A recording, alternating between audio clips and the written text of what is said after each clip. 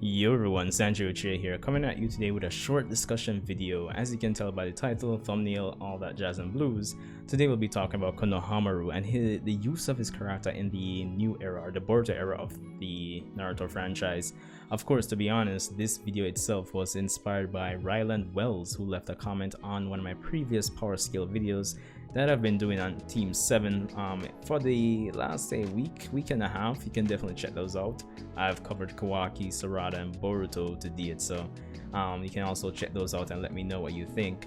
But yes, as I said, this video is inspired by Ryland Wells. I'll probably throw the comment up on screen. Of course, Ryland, shout outs to you, man. Major respect. And I hope you're having a great day if you're listening to this. So at the time you said, very true. If things are to remain balanced on their team, then yes, she will have to definitely get way stronger. However, I'm also really curious about Konohamaru, what role he'll play and if he'll be increasing in strength. Cause to me, as of currently, he's been looking very Part 1 Kakashi. To me, anime has been showing flashes. So yeah, once again, shouts out to you, Ryland. Now, getting into the whole discussion aspect of Konohamaru and his character, similarly to how I even did recently with that video I put up yesterday for Urashiki Otsutsuki and how his character has been handled, which you could also definitely check out as well. Konohamaru has been one of the other underwhelming aspects of the Boruto era.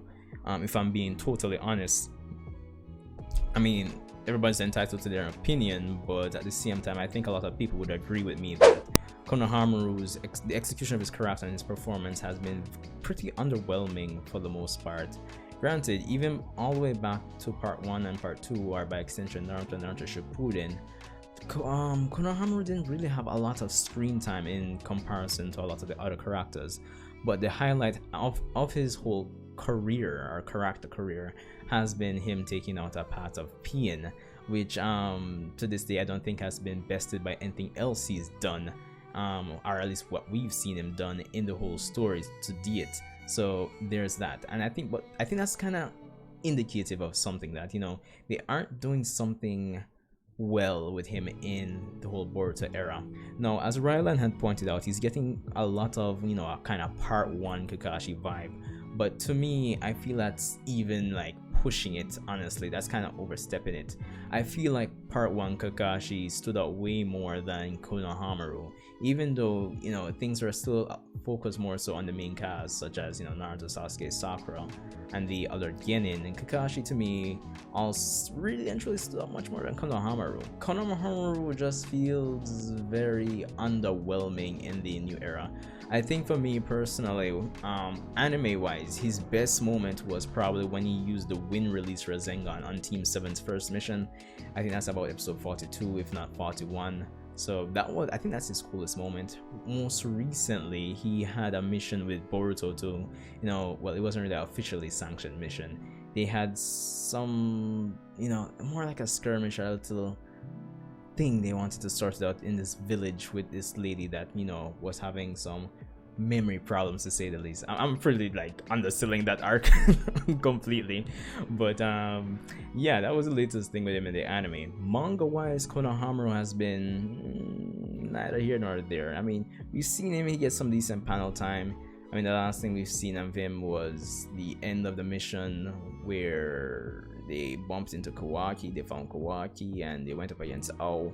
But since then, it's pretty much been the Boruto, Kawaki, Naruto, the Uzumaki residence show for the most part. So that's pretty much been it in the manga. So whether it's the anime or the manga, we haven't had anything too noteworthy to, like, you know, go crazy over where Konohamaru's character is concerned.